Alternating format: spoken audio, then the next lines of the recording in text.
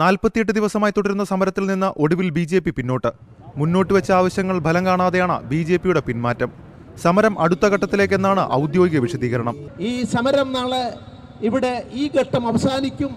അടുത്ത ഘട്ടത്തെ സംബന്ധിച്ചിടത്തോളം അടുത്ത മലയാള മാസം 1-ാം തീയതി ഉപവാസം നടത്തുന്ന കാര്യവും ആലോചിക്കുന്നുണ്ട്. ധർമ്മസമിതിയുടെ 3 പരിപാടികൾ അവർ പ്രഖ്യാപിച്ചിട്ടുണ്ട്.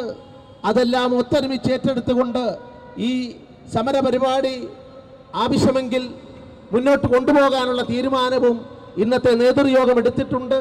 ബി.ജെ.പി. സംസ്ഥാന ജനറൽ സെക്രട്ടറി എൻ രാധാകൃഷ്ണൻ ആരംഭിച്ച സമരം 7 നേതാക്കൾ ഏറ്റെടുത്തിരുന്നു.